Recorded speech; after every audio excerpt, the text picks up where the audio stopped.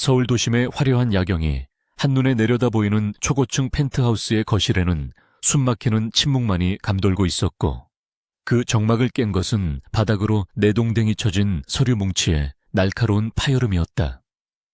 강태준은 넥타이를 거칠게 풀어헤치며 소파에 몸을 기대 앉았고, 그의 눈빛은 갓 결혼식을 올린 새신랑의 것이라고는 믿기 힘들 만큼 차갑고 경멸에 차 있었다. 바닥에 흩어진 종이들 사이에는 한연서의 아버지가 그녀에게 은밀하게 지시했던 내용들이 적나라하게 담겨 있었는데, 그것은 태준이 이끄는 화영그룹의 기밀을 빼돌려 친정인 한웅건설을 위기에서 구하라는 명백한 산업 스파이 행위의 증거들이었다. 태준은 테이블 위에 놓인 위스키 잔을 들어 단숨에 들이켰고, 얼음이 부딪히는 소리조차 날카로운 비수처럼 연서의 심장을 파고드는 듯했다. 그는 천천히 고개를 들어 문가에 못 박힌 듯 서 있는 연서를 바라보았는데, 그 시선은 마치 먹잇감을 앞에 둔 맹수의 눈빛처럼 위험하고도 오만했다. 연서는 바닥에 흩어진 서류들을 묵묵히 내려다보았고, 그녀의 하얀 웨딩드레스 자락이 차가운 대리석 바닥 위로 힘없이 늘어져 있었지만, 그녀의 표정에는 당황함이나 공포가 서려 있지 않았다.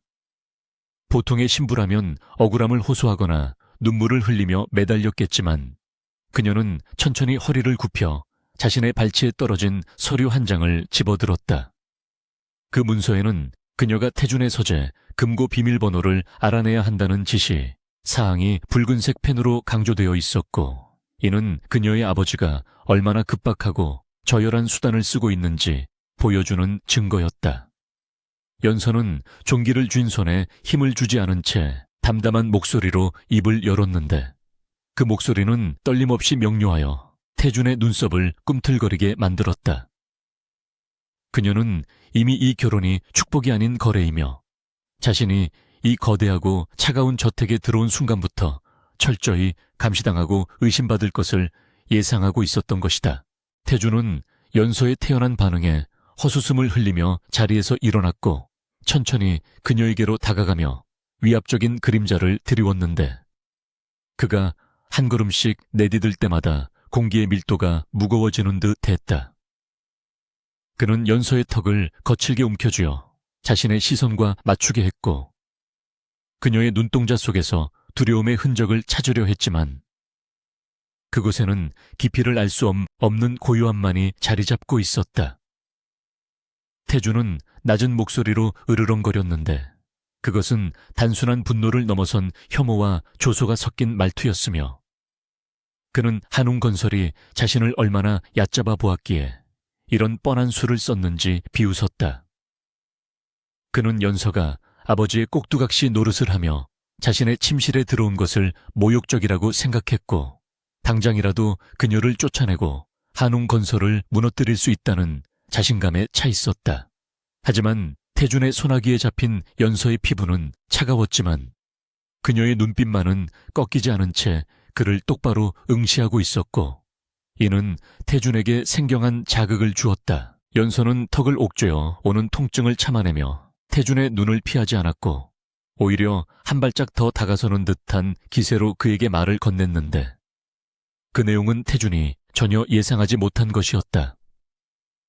그녀는 자신이 스파이로 보내진 사실을 순순히 인정하면서도 아버지가 준 정보들이 얼마나 조악하고 쓸모없는 것인지 냉철하게 분석하기 시작했다.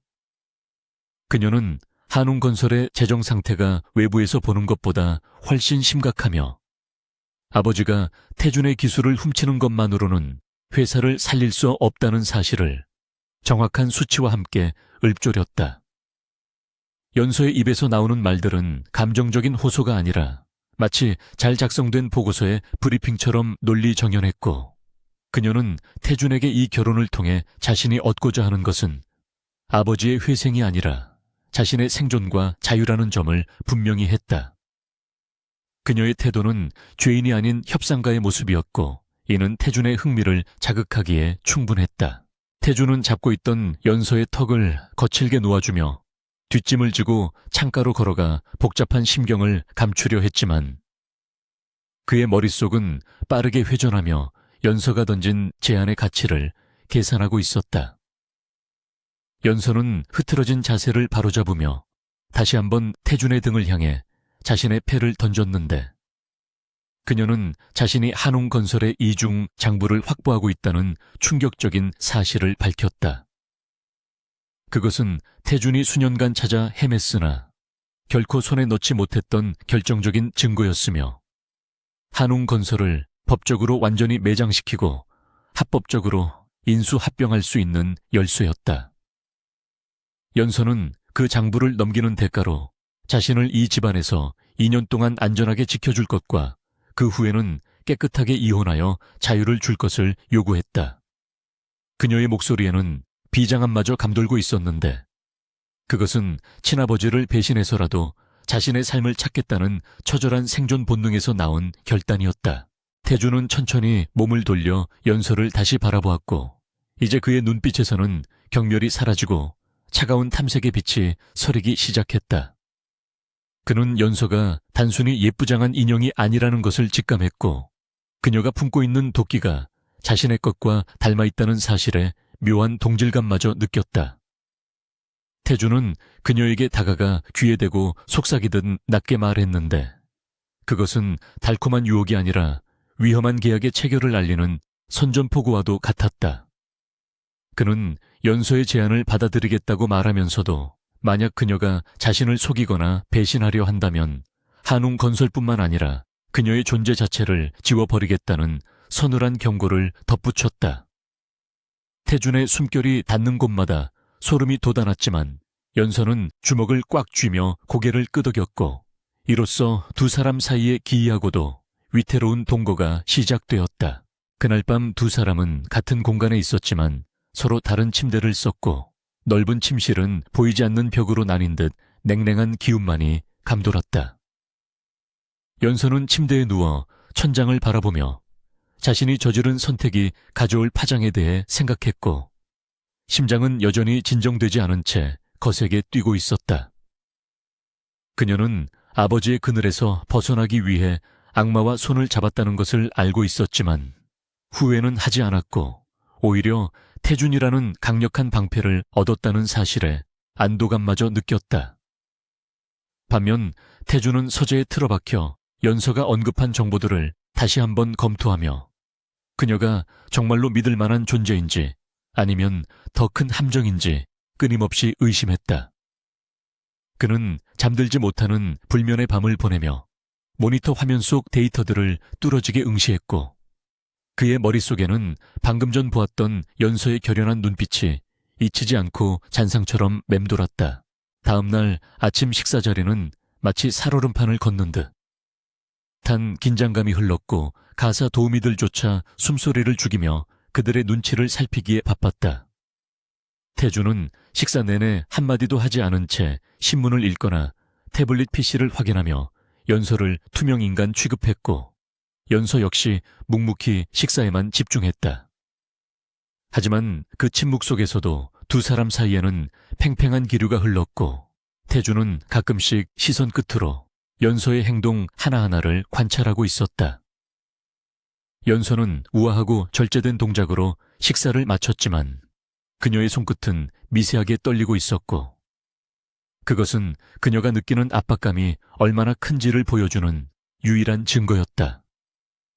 태준은 식사를 마치자마자 자리에서 일어나며 비서에게 차를 대기시키라고 지시했고 연서에게는 오늘 저녁 본가에서 열리는 가족 모임에 참석하라는 짧은 통보만을 남긴 채 밖으로 나갔다. 연서는 닫힌 현관문을 바라보며 깊은 한숨을 내쉬었고 이제부터가 진짜 전쟁의 시작임을 직감했다. 태준의 본가인 화영그룹 일가는 겉으로는 화려하고 고상해 보이지만 그 속은 권력 다툼과 시기 질투로 썩어 문드러진 뱀들의 소굴과도 같았다. 특히 태준의 계모와 이복 동생은 태준을 끌어내리기 위해 혈안이 되어 있었고 연서의 존재는 그들에게 더할 나위 없는 공격의 빌미가 될 것이 분명했다. 연서는 드레스룸으로 들어가 전투복을 고르듯 신중하게 옷을 골랐는데 그녀는 너무 튀지 않으면서도 기품을 잃지 않는 짙은 네이비색 정장을 선택했다. 거울 속에 비친 자신의 모습은 창백했지만 눈빛만은 그 어느 때보다 살아있었고, 그녀는 스스로에게 다짐하듯 입술을 굳게 다물며 오늘 밤 일어날 모든 모욕과 도발을 견뎌내리라 마음먹었다. 저녁이 되어 도착한 태준의 본가는 거대한 성처럼 위압적이었고, 정원 곳곳에 켜진 조명들은 화려함보다는 기괴함을 자아내고 있었다. 태준은 차에서 내려 연서에게 팔을 내밀지 않고 먼저 걸어갔지만 현관 앞에서 잠시 멈칫하며 그녀가 따라올 때까지 기다려주는 최소한의 매너를 보였다. 연서는 그 짧은 기다림에서 태준이 자신을 완전히 내치지는 않았다는 신호로 받아들이고 고개를 꼿꼿이 든 채 그의 뒤를 따랐다. 현관문이 열리고 샹들리에의 눈부신 빛이 쏟아지는 로비로 들어서자 화려하게 차려입은 사람들이 일제히 그들을 주목했고, 그들의 시선에는 호기심보다는 경계심과 악의가 가득했다.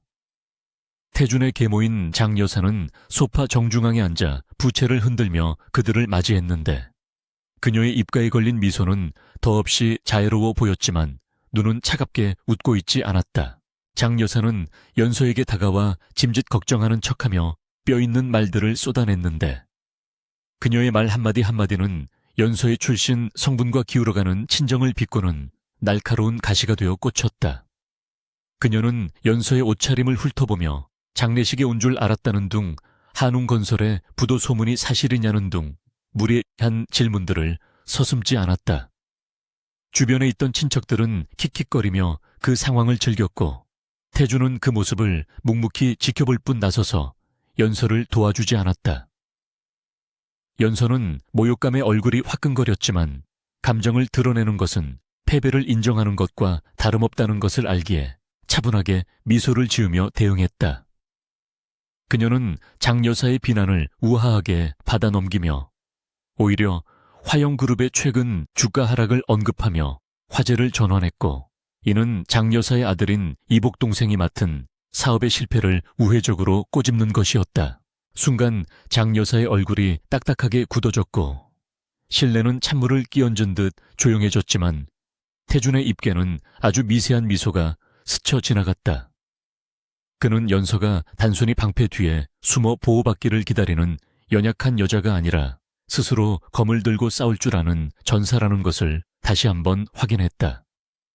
태준은 그제야 연서의 허리에 손을 감으며 그녀를 자신의 쪽으로 끌어당겼고, 그 행동은 장 여사와 친척들에게 연서가 자신의 소유임을 명확히 하는 무언의 경고였다.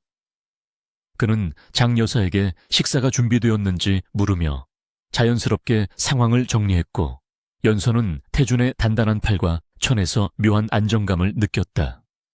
식탁으로 이동하는 동안 태준은 연서에게만 들릴 듯한 목소리로 나쁘지 않았다는 짧은 칭찬을 건넸고, 그 말은 연서에게 그 어떤 위로보다 큰 힘이 되었다. 식사는 숨막히는 침묵과 은근한 신경전 속에서 진행되었고, 이복 동생인 강민호는 노골적으로 태준을 도발하며 경영권에 대한 야욕을 드러냈다.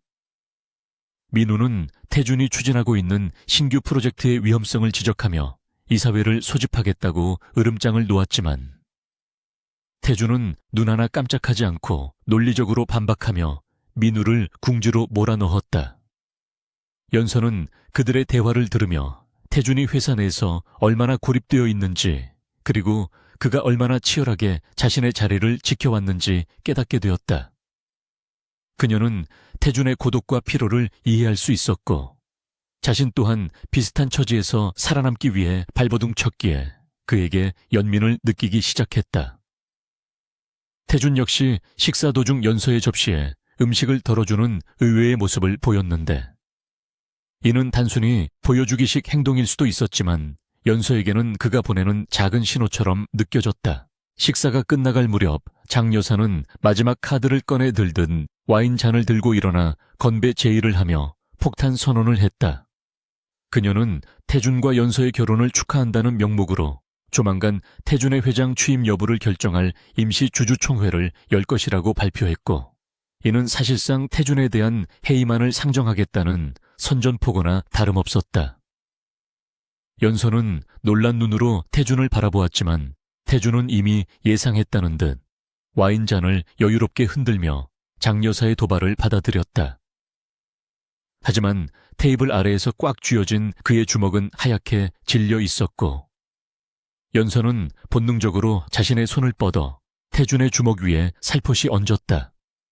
태준은 흠칫하며 연서를 쳐다보았지만 그녀의 따뜻한 온기를 뿌리치지 않았고 두 사람의 시선이 허공에서 얽히며 말로 표현할 수 없는 교감이 오갔다.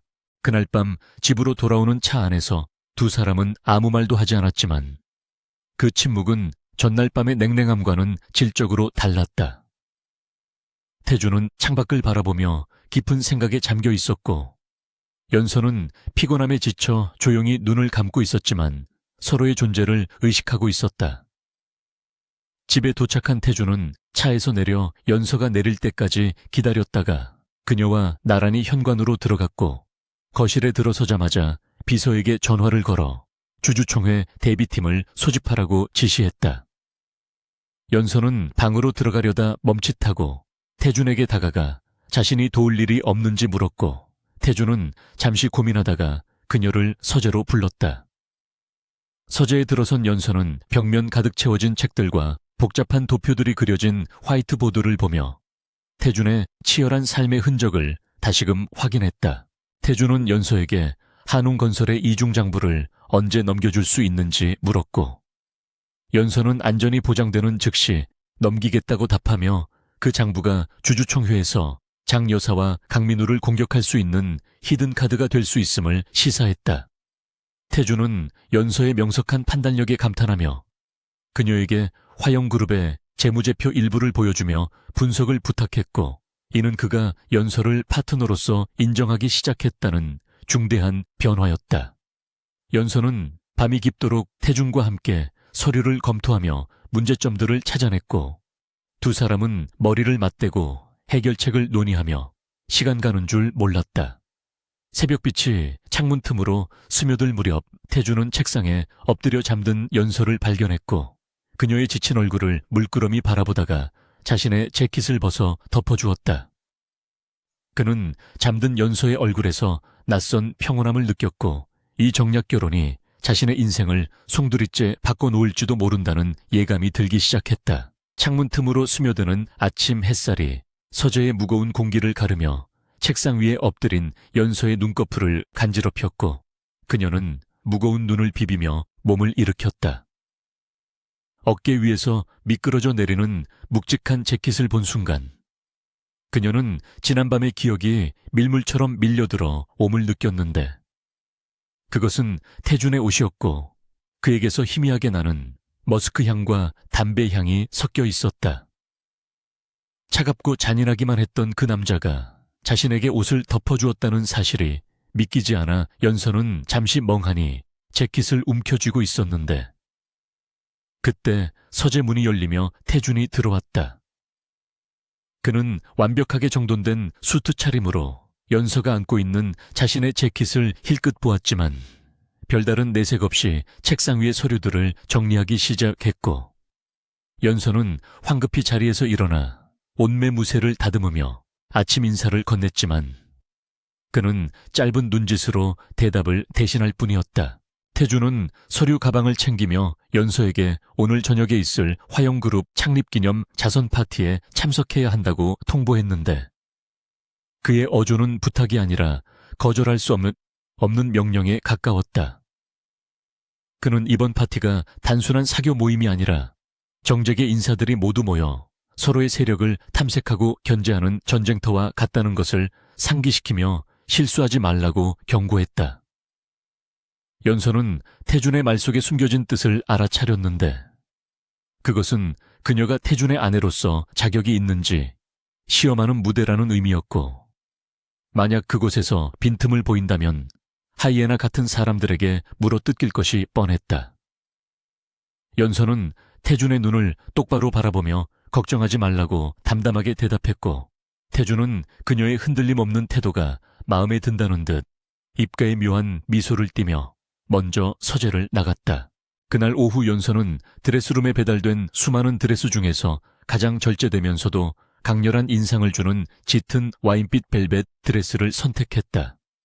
노출이 과하지 않으면서도 몸의 곡선을 우아하게 드러내는 디자인은 그녀의 창백한 피부와 대비되어 고혹적인 분위기를 자아냈고, 그녀는 화려한 보석 대신 태준이 예물로 준 심플한 다이아몬드 목걸이 하나만을 착용했다. 거울 앞에 선 연서는 자신의 모습을 점검하며 심호흡을 했는데, 오늘 밤 그녀가 상대해야 할 적들은 총이나 칼을 들지 않았을 뿐 말과 시선으로 사람을 난도질하는 사람들이었다.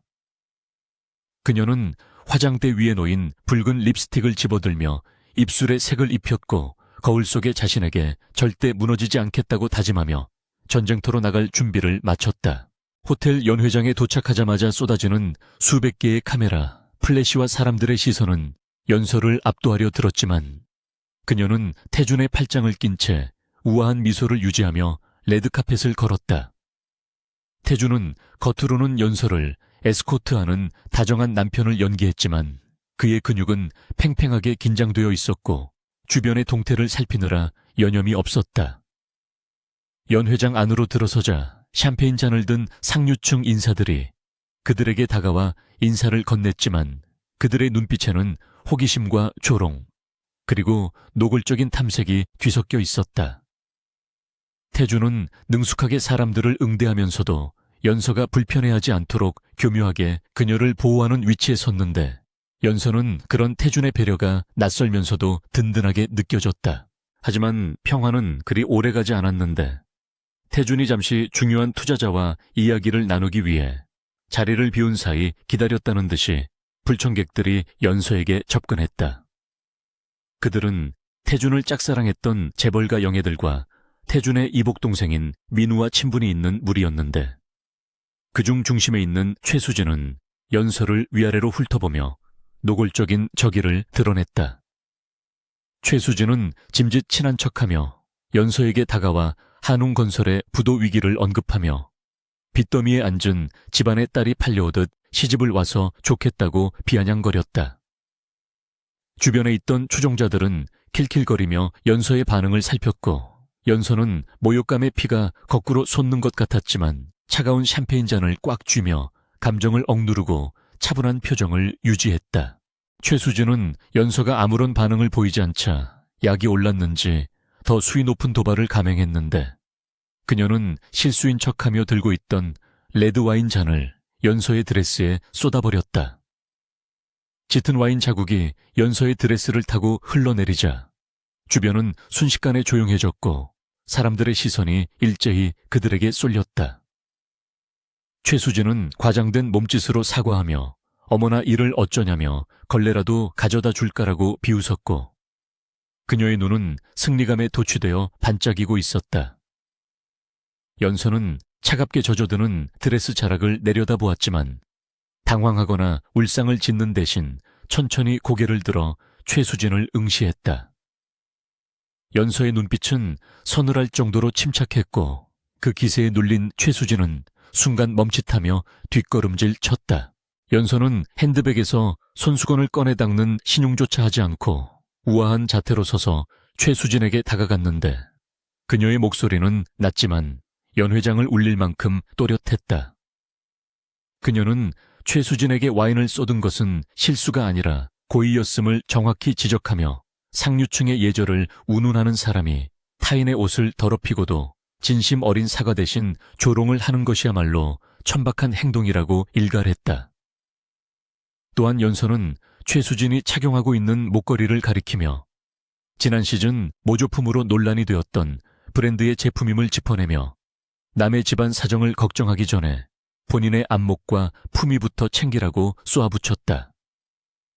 연서의 날카로운 지적에 주변 사람들은 웅성거리기 시작했고, 최수진의 얼굴은 수치심으로 붉게 달아올랐다. 최수진은 부들부들 떨며 반박하려 했지만 연서가 제시한 증거들이 너무나 명확해 입을 뗄 수가 없었고, 쥐구멍이라도 찾고 싶은 심정으로 고개를 숙였다. 연서는 그 소란 속에서도 흐트러짐 없는 자세를 유지하며 오히려 주변 사람들에게 파티의 분위기를 망쳐 죄송하다고 정중하게 사과하는 여유까지 보였다. 사람들은 연서의 대처 능력과 기품에 감탄하며 수군거렸고 그녀를 단순히 몰락한 집안의 딸로만 보던 시선들이 경외심으로 바뀌기 시작했다. 연서는 자신이 태준의 아내로서 부끄럽지 않게 행동했음을 스스로 증명해 보였고 이 승리는 그녀에게 단순한 만족감을 넘어 자신감을 심어주는 계기가 되었다. 그때 인파를 해치고 태준이 나타났는데 그의 표정은 그 어느 때보다 차갑게 굳어 있어 주변 공기를 얼어붙게 만들었다. 그는 상황을 대략 짐작한 듯 최수진을 날카롭게 쏘아보았고 그 눈빛만으로도 최수진은 겁에 질려 뒷걸음질 치다가 도망치듯 자리를 피했다.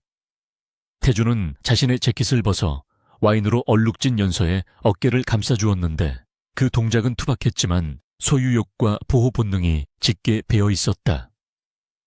그는 연서의 허리를 단단히 감싸 안으며 주변 사람들을 향해 내 아내에게 무례를 범한 사람과는 그 어떤 비즈니스도 하지 않겠다고 선언했고 그 말은 연 회장에 있는 모든 사람들에게 강력한 경고가 되었다. 태준은 연서를 데리고 연 회장을 빠져나와 대기하고 있던 리무진에 올랐고 차문이 닫히자마자 팽팽했던 긴장이 풀리며 연서는 깊은 한숨을 내쉬었다. 차 안에는 무거운 정적이 흘렀지만 태준은 연서를 질책하거나 다그치지 않고 묵묵히 그녀를 바라보았는데 그의 눈빛에는 이전과는 다른 복잡한 감정이 서려 있었다.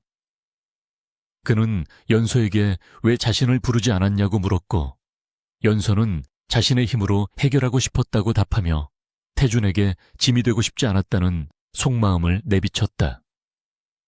태준은 연서의 대답에 잠시 말을 잃었는데 그는 지금까지 수많은 여자들이 자신의 권력과 돈에 기대려 했던 것과는 달리 연서는 스스로 서려고 노력하는 모습에 신선한 충격을 받았다.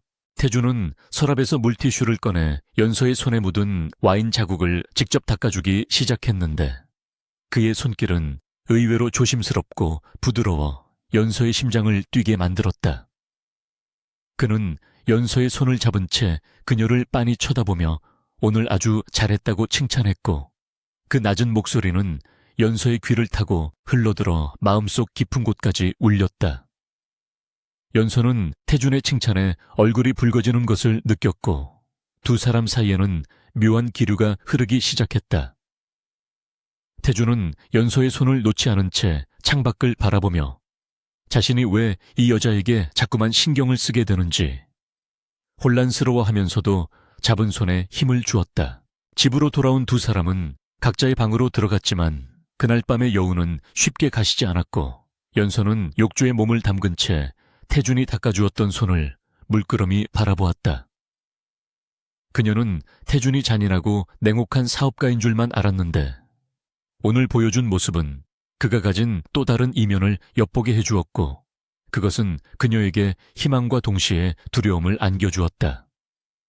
태준에게 마음을 여는 것은 위험한 도박과도 같았지만 그녀는 이미 주사위가 던져졌음을 직감했고 이 위험한 게임에서 승리하기 위해서는 태준의 마음을 완전히 사로잡아야 한다는 결론에 도달했다. 한편 태준은 서재에 앉아 독한 위스키를 마시며 오늘 연 회장에서 있었던 일을 되새김질하고 있었는데 연서가 최수진을 제압하던 당당한 모습이 머릿속에서 떠나지 않았다. 그는 연서가 단순히 예쁘장한 인형이 아니라 날카로운 가시를 숨긴 장미와 같다는 생각을 했고 그 가시가 자신을 찌를 수도 있다는 것을 알면서도 자꾸만 그녀에게 끌리는 자신을 발견했다.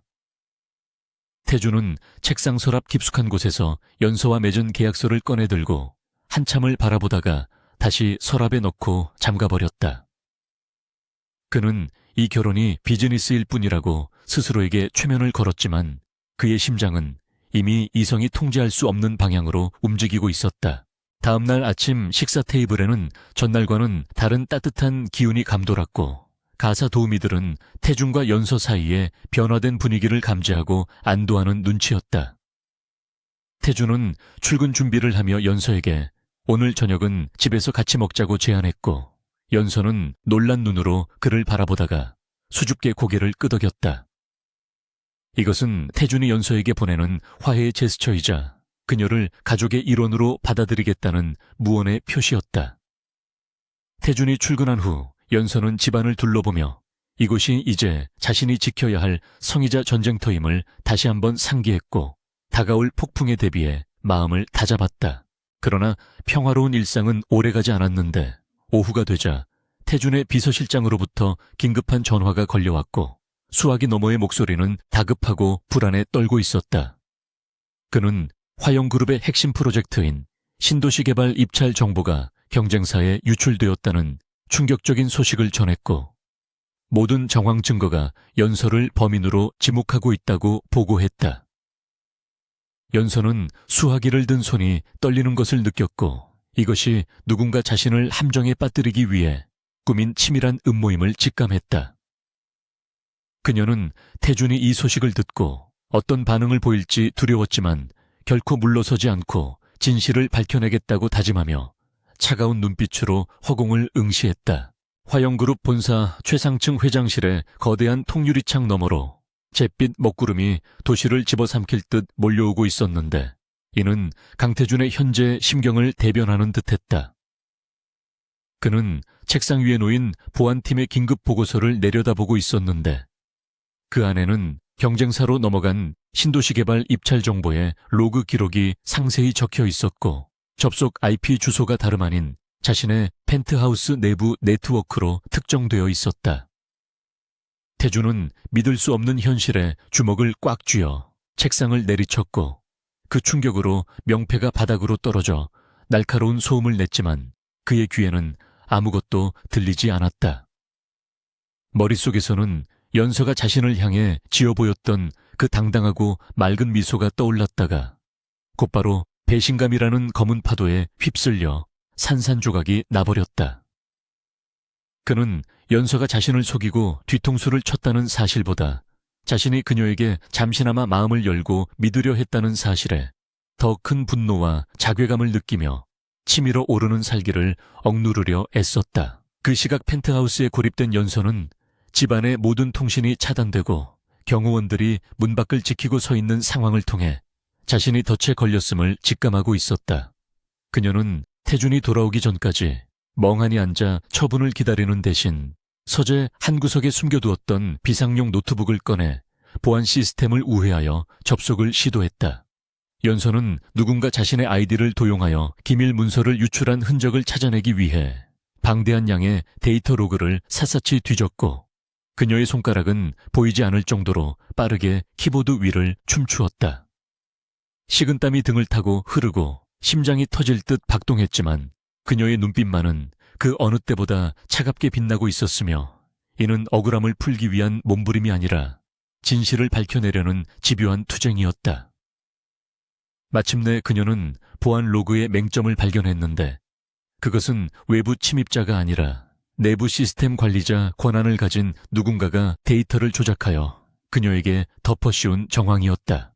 태준이 펜트하우스 현관문을 박차고 들어왔을 때 집안은 폭풍전야처럼 고요했지만 그 정막 속에는 숨막히는 긴장감이 팽팽하게 담겨져 있었다.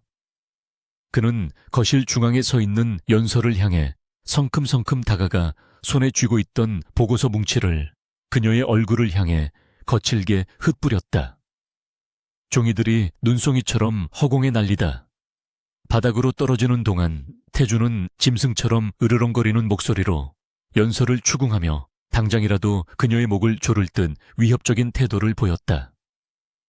그는 연서가 자신의 호의를 이용하여 뒤통수를 쳤다고 확신하며 그녀에게 배신의 대가가 얼마나 혹독한지 똑똑히 보여주겠다고 소리쳤다. 태준의 눈에는 핏발이 서 있었고 그동안 억눌러왔던 인간에 대한 불신과 분노가 한꺼번에 폭발하여 이성을 마비시키고 있었다. 하지만 연서는 날아오는 종이에 뺨을 스치면서도 눈 하나 깜짝하지 않고 태준을 똑바로 올려다보며 자신의 결백을 주장하기보다는 그가 놓치고 있는 진실을 보라고 냉정하게 말대꾸했다. 연서는 바닥에 떨어진 보고서들 사이에서 자신이 노트북으로 분석한 데이터 출력물을 꺼내 태준에게 내밀었는데 그 손길에는 조금의 망설임도 없었다. 그녀는 태준에게 감정에 휘둘려 눈앞의 적을 보지 못하는 것은 최고 경영자로서 자격 미달이라고 독서를 퍼부으며 진짜 범인은 태준이 가장 신뢰하는 비서실 내부에 있다고 지적했다. 연서가 지목한 인물은 태준을 그림자처럼 보필해온 최 비서였는데 그는 태준이 유일하게 경계심을 풀었던 최측근이었기에 태준은 연서의 말을 헛소리로 치부하며 더욱 격분했다. 태준은 연서가 자신의 죄를 덮기 위해 충직한 부하 직원까지 모함한다고 생각하여 그녀의 어깨를 거칠게 잡아끌며 당장 이 집에서 나가라고 소리쳤다. 그러나 연서는 태준의 손을 뿌리치며 오늘 밤 자정 최 비서가 경쟁사 임원과 접선하여 원본 데이터를 넘기는 현장을 직접 보여주겠다고 제안하며 자신의 목숨을 건 마지막 도박을 걸었다. 자정이 가까워진 시각 태준과 연서는 억수같이 쏟아지는 빗줄기를 뚫고 최 비서가 접선 장소로 이용한다는 교회의 폐공장으로 향했다. 차 안에는 무거운 침묵만이 감돌았고 태준은 핸들을 쥔 손에 뼈마디가 하얗게 드러날 정도로 힘을 주며 만약 연서의 말이 거짓이라면 그 자리에서 그녀를 끝장내버리겠다고 다짐했다. 폐공장에 도착한 그들은 빗소리에 발소리를 감추며 은밀하게 잠입했고 어둠 속에서 희미하게 새어나오는 불빛을 따라 조심스럽게 이동했다. 낡은 철문 틈으로 안을 들여다본 태준의 동공은 지진이 난 듯 흔들렸는데 그곳에는 정말로 최 비서가 경쟁사 전무와 마주 앉아 동화방과 USB를 교환하며 비열하게 웃고 있는 모습이 보였기 때문이었다. 태준은 믿었던 도끼에 발등이 찍힌다는 말로는 표현할 수 없는 배신감에 몸을 떨었고 그동안 연서를 의심하고 몰아세웠던 자신의 어리석음이 뼈아프게 다가왔다. 태준이 충격에 빠져 움직이지 못하는 사이 최 비서 일당은 거래를 마치고 증거를 인멸하기 위해 공장 곳곳에 인화물질을 뿌리기 시작했다. 연서는 위험을 감지하고 태준을 데리고 빠져나가려 했지만 바닥에 놓인 쇠파이프를 건드리는 바람에 날카로운 금속음이 공장 안에 울려 퍼졌다. 최 비서의 경호원들이 소리가 난 쪽으로 달려들었고 태준과 연서는 빗속을 뚫고 필사적인 도주를 시작해야만 했다. 태준은 연서의 손목을 잡고 달렸지만 젖은 바닥에 미끄러지며 중심을 잃었고 그 틈을 타 경호원 중 한 명이 휘두른 칼날이 태준을 향해 날아들었다. 그 순간 연서는 본능적으로 몸을 날려 태준의 앞을 막아섰고 날카로운 칼날은 태준 대신 연서의 팔을 깊게 베고 지나갔다. 붉은 선혈이 빗물에 섞여 바닥으로 떨어졌고 연서는 고통에 신음하면서도 태준을 밀치며 빨리 도망치라고 소리쳤다. 태준은 눈앞에서 벌어진 상황에 이성이 끊어지는 듯한 기분을 느꼈고 자신의 팔에 묻은 연서의 뜨거운 피를 보는 순간 내면의 야수가 깨어났다. 그는 고통스러워하는 연서를 한 팔로 감싸 안으며 달려드는 경호원들을 향해 짐승처럼 달려들었고 평소 호신술로 단련된 무자비한 주먹을 휘둘러 그들을 제압하기 시작했다. 태준의 눈은 살기로 번들거렸고 그는 더 이상 냉철한 기업가가 아니라 자신의 여자를 지키기 위해 미쳐 날뛰는 광전사와 같았다. 뒤늦게 도착한 태준의 별동대원들이 현장을 정리하고 최 비서를 체포하는 동안 태준은 피를 흘리며 쓰러진 연서를 안고 빗속을 뚫고 차로 달려갔다. 차 뒷좌석에 연서를 눕힌 태준은 자신의 셔츠를 찢어 그녀의 상처를 지혈하며 제발 눈을 감지 말라고 절규하듯 외쳤는데 그의 목소리는 물기에 젖어 떨리고 있었다.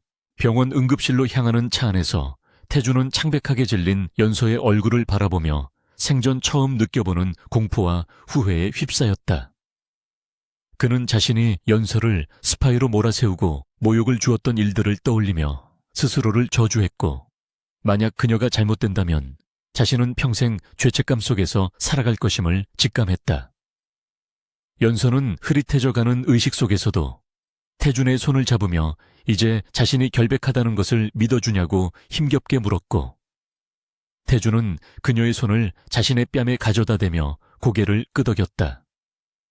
태준은 그녀에게 미안하다는 말을 반복하며 눈시울을 붉혔고 차가운 심장을 가진 독재자라고 불리던 그가 한 여자 앞에서 무너져 내리는 순간이었다. 병원에 도착하여 연서가 수술실로 들어간 후 태주는 피 묻은 손을 씻지도 않은 채 수술실 앞을 지키며 복수심을 불태우기 시작했다. 수술이 끝날 때까지 기다리는 몇 시간은 태준에게 지옥과도 같은 시간이었고, 그는 복도 의자에 앉아 머리를 감싸 쥐며 자신의 오만함이 초래한 결과를 뼈저리게 반성했다.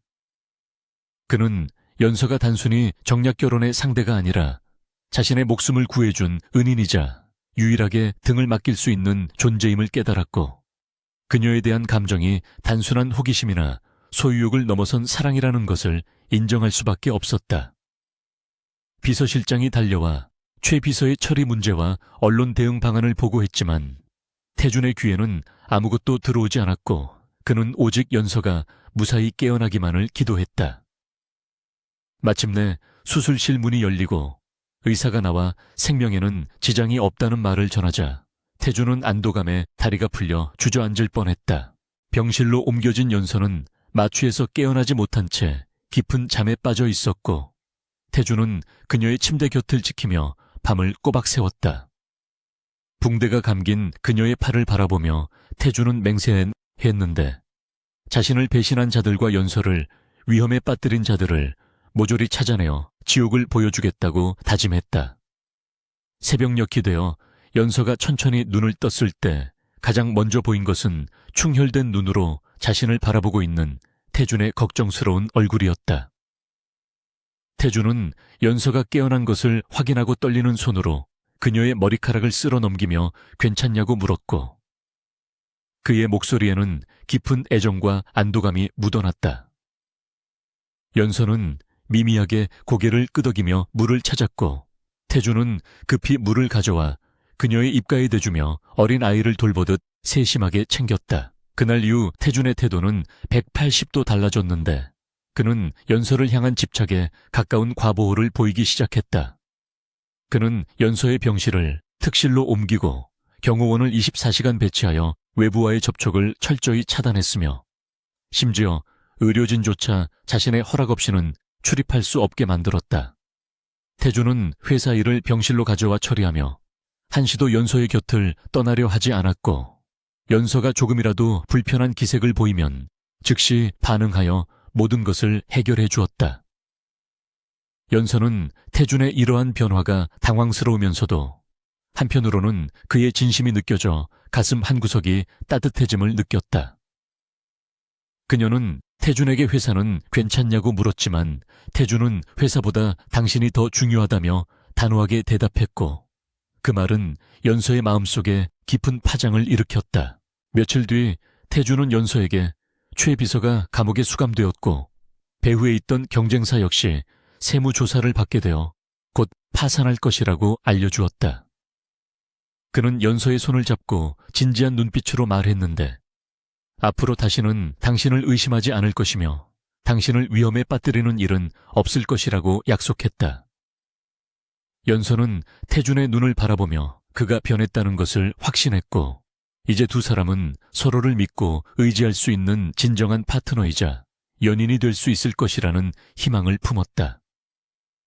하지만 태준의 눈 속 깊은 곳에는 연서를 영원히 자신의 곁에 묶어두고 싶다는 어두운 욕망이 꿈틀거리고 있었고, 그것은 앞으로 다가올 또 다른 갈등의 씨앗이 되고 있었다. 퇴원 후 돌아온 펜트하우스는 이전과 같은 공간이었지만 그 분위기는 확연히 달라져 있었는데, 그것은 태준이 만들어낸 보이지 않는 감옥과도 같았다. 태준은 연서의 안전을 이유로 집안의 모든 고용인을 자신의 신복들로 교체했고, 현관과 창문마다 최첨단 보안 시스템을 추가로 설치하여 외부와의 접촉을 철저히 차단했다. 연서는 창밖으로 보이는 서울의 풍경을 바라보며 자신이 마치 유리 진열장 안에 갇힌 인형이 된 것 같은 기분을 느꼈지만, 태준의 지독한 과보호가 자신을 향한 사랑과 두려움에서 비롯된 것임을 알기에 묵묵히 받아들였다.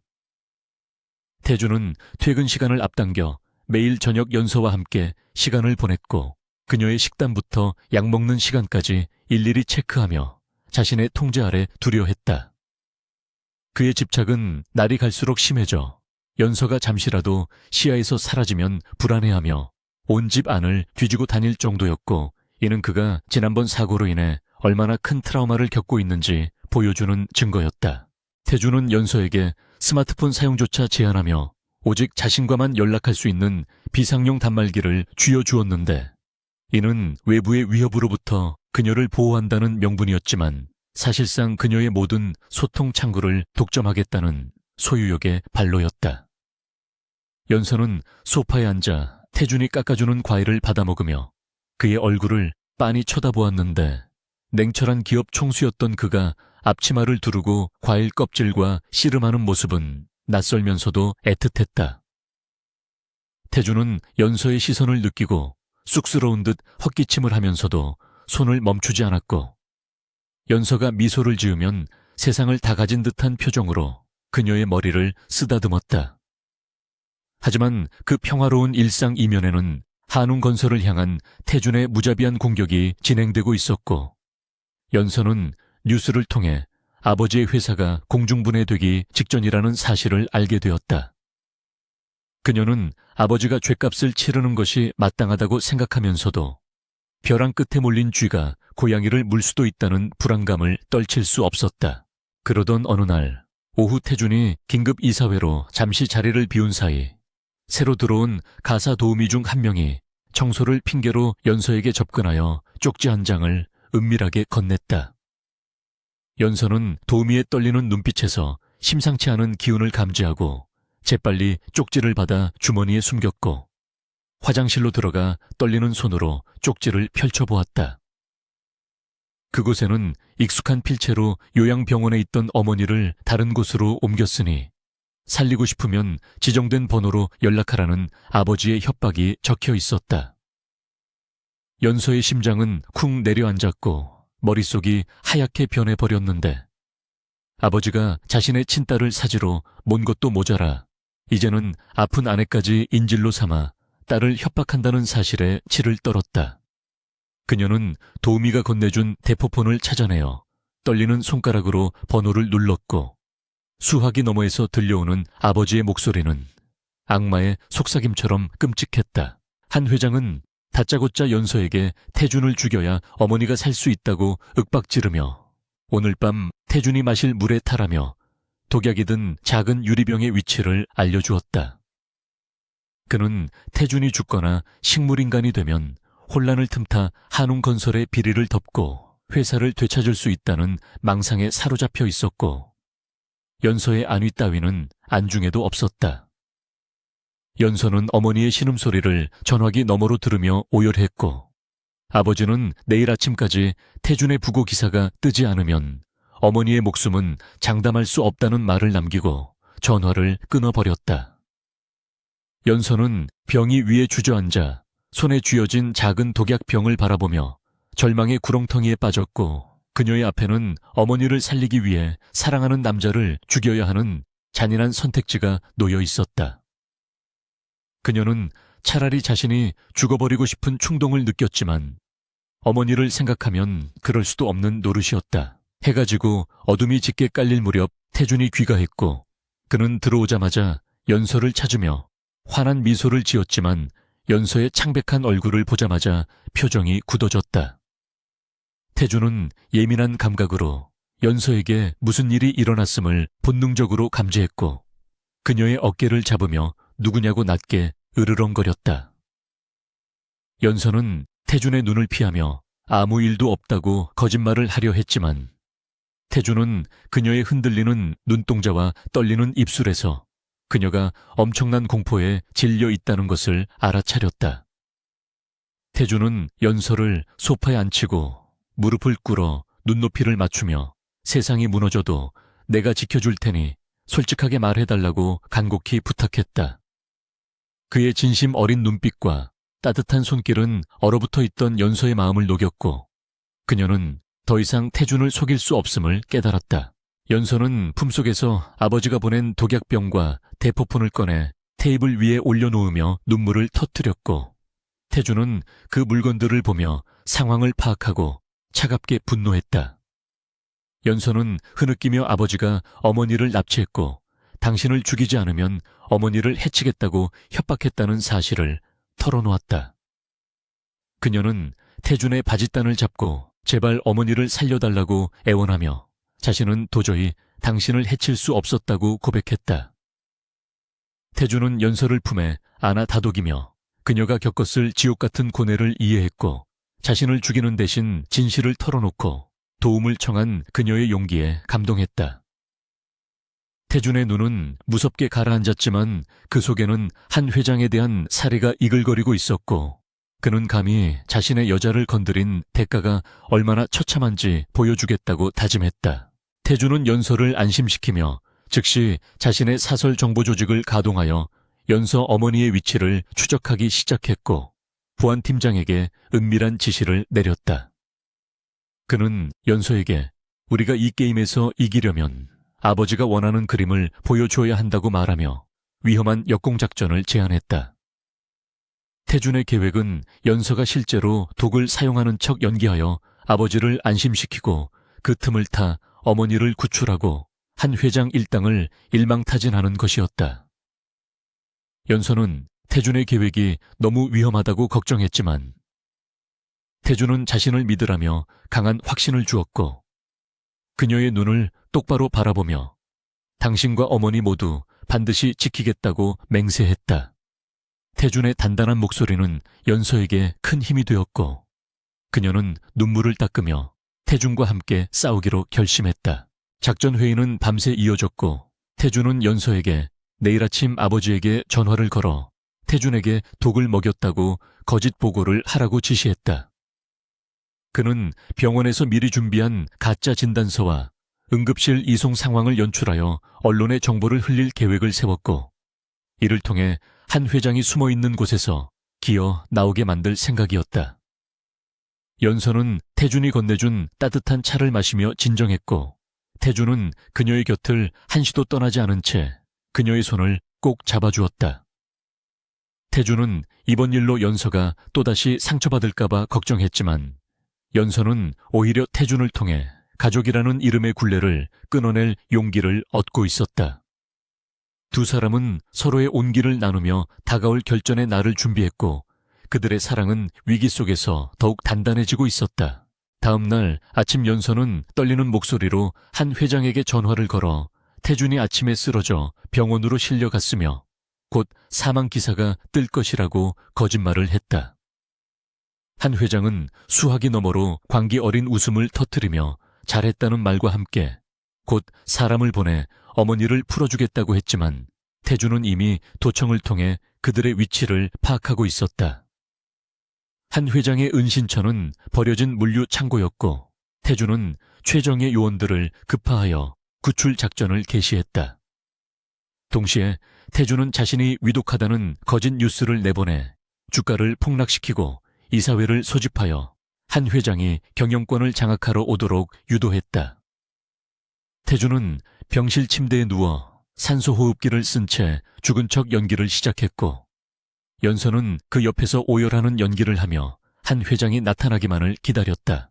드디어 병실 문이 열리고 한 회장이 비열한 미소를 지으며 들어왔는데 그는 태준의 상태를 확인하지도 않고 연서에게 다가가 주식량도 각서에 지장을 찍으라고 강요했다.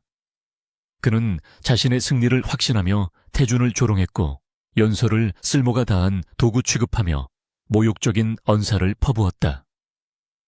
연서는 주먹을 꽉 쥐고 분노를 참으며 태준의 신호를 기다렸고 병실 안의 공기는 폭발 직전의 화약고처럼 팽팽했다. 한 회장이 태준의 산소호흡기를 떼어내려 손을 뻗는 순간 태준은 갑자기 눈을 번쩍 뜨며 한 회장의 손목을 낚아챘다. 태준의 눈빛은 살아있는 맹수처럼 형형했고 놀란 한 회장이 비명을 지르기도 전에 태준은 침대에서 일어나 그를 바닥으로 내동댕이 쳤다. 병실의 커튼이 젖혀지며 숨어있던 경찰들과 검찰 수사관들이 들이닥쳤고 한 회장은 덫에 걸린 쥐처럼 파랗게 질려 뒷걸음질 쳤다. 태준은 천천히 한 회장에게 다가가며 당신이 저지른 납치, 살인 미수, 횡령 등 모든 증거가 확보되었다고 차갑게 선고했다. 동시에 태준의 비서실장이 들어와 연서의 어머니가 무사히 구출되어 안전한 병원으로 이송되었다는 소식을 전했고 연서는 그제야 다리에 힘이 풀려 주저앉으며 안도의 눈물을 흘렸다. 태주는 연서를 부축해 일으키며 한 회장에게 이것이 당신이 가족을 버리고 선택한 욕망의 끝이라고 일갈했다. 한 회장은 연서에게 매달리며 살려달라고 비굴하게 애원했지만 연서는 차가운 눈으로 아버지를 내려다보며 더 이상 당신은 나의 아버지가 아니라고 단호하게 관계를 끊어냈다. 한 회장이 수갑을 차고 끌려나간 후 병실에는 다시 고요가 찾아왔고 태주는 지친 연서를 품에 안고 묵묵히 등을 토닥여 주었다. 모든 것이 끝났다고 생각했지만 태준의 눈은 여전히 경계를 늦추지 않고 있었는데 그는 한 회장의 배후에 자신의 계모와 이복 동생이 깊숙이 개입되어 있다는 사실을 알고 있었기 때문이었다. 그는 이번 기회에 가문의 썩은 뿌리까지 완전히 뽑아내기로 결심했고 연서에게 이제부터 진짜 전쟁이 시작될 것이라고 예고했다. 연서는 태준의 품에서 고개를 들어 그의 결연한 표정을 바라보았고 자신 또한 그의 검이 되어 함께 싸우겠다고 다짐했다. 두 사람의 시선이 마주치며 깊은 신뢰와 사랑을 확인했고 그들은 이제 그 누구도 갈라놓을 수 없는 운명 공동체가 되었다. 하지만 평화는 잠시뿐. 태준의 이복동생 강민호는 한 회장의 체포 소식을 듣고 태준이 살아있다는 사실에 격분하여 마지막 발악을 준비하고 있었다. 그는 태준이 병원을 나서는 순간을 노려 차량 폭탄 테러를 감행할 계획을 세웠고 이를 위해 전문 청부업자를 고용했다. 태준과 연서는 아무것도 모른 채 병원을 빠져나와 대기하고 있던 차로 향했고 어둠 속에서 그들을 지켜보는 붉은 레이저 불빛이 태준의 가슴을 겨누고 있었다. 운명의 장난처럼 불행은 가장 행복한 순간에 찾아왔고 그들이 차 문을 여는 순간 거대한 폭발음과 함께 화염이 치솟아 올랐다. 연서는 본능적으로 위험을 감지하고 태준을 밀쳐냈지만 폭발의 충격파는 두 사람을 무자비하게 덮쳤고 세상은 순식간에 암흑 속으로 사라졌다. 폭발의 굉음이 고막을 찢을 듯 울린 직후 세상은 일순간 이명과 함께 정지한 듯 고요해졌고 매캐한 화약 냄새와 타는 냄새가 코끝을 찔러왔다. 태준은 정신을 차리기도 전에 본능적으로 옆을 더듬었고 자신의 몸 위로 무겁게 내려앉은 축 늘어진 연서의 존재를 확인하고는 심장이 멎는 듯한 공포를 느꼈다. 칠흑 같은 어둠 속에서 타오르는 불길이 주변을 붉게 물들이고 있었고 그 불빛에 비친 연서의 등은 폭발의 파편으로 인해 처참하게 찢겨 붉은 선혈이 솟구치고 있었다. 태준은 비명조차 나오지 않는 목을 쥐어짜며 연서의 이름을 불렀지만 그녀는 미동조차 하지 않았고 그녀의 창백한 얼굴에는 고통스러운 표정이 희미하게 남아있었다. 태준은 떨리는 손으로 그녀의 맥박을 확인했고 아주 희미하게 뛰고 있는 생명의 끈을 느끼자마자 짐승 같은 울부짖음을 토해내며 그녀를 안고 불타는 차에서 멀어지기 위해 필사적으로 기어나왔다. 구급차의 사이렌 소리가 요란하게 울려 퍼지는 가운데 태준은 피범벅이 된 연서의 손을 놓지 않고 응급 요원들에게 제발 살려내라고 고함을 질렀다. 그의 얼굴은 그의 으름과 피로 뒤덮여 누구인지 알아볼 수 없을 정도였지만 눈빛만은 살기를 띤 채 형형하게 빛나고 있어 구급대원들조차 그에게 말을 걸기 두려워할 정도였다. 병원으로 이송되는 내내 태준은 연서의 귀에 대고 죽지 말라고 명령하고 애원하며 자신의 생명을 나누어 주어서라도 그녀를 붙잡고 싶어 했다.